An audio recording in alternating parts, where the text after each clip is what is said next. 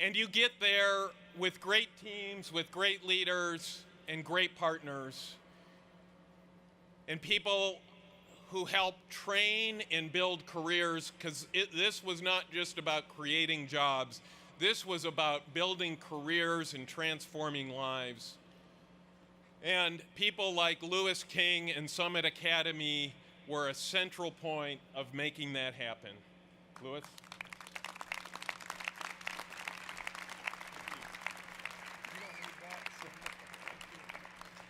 Good afternoon.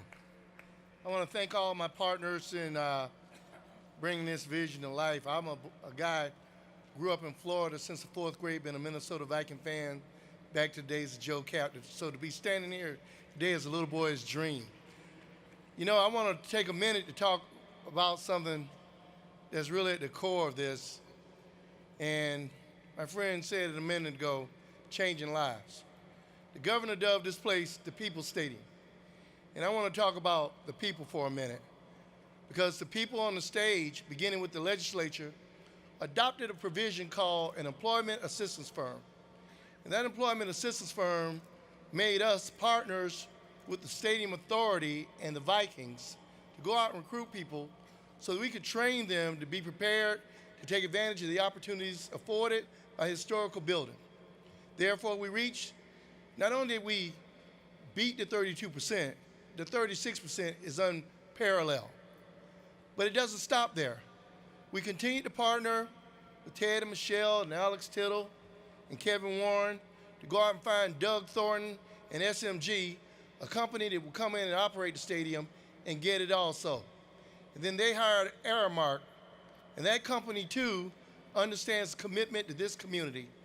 So a short story, I came in last week as a vendor with a little venture called Lola's Wings. And when I walked into the building, there was a guy exiting, a construction worker who was a graduate of Summit Academy OIC.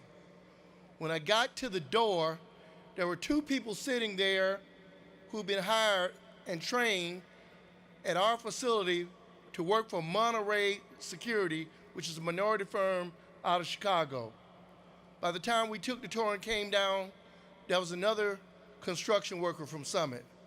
And today when I walked in the building and looked at the people preparing this room, it was unparalleled to anything I'd ever seen at a major Minnesota event.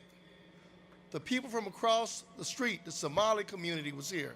The people from the north side, the people from the south side, those who are not normally afforded the opportunity to share in the economic ventures and riches brought by a project like this. Because the leadership of the people on this stage, we don't have to talk about disparities for these people. They have a way to take care of their families.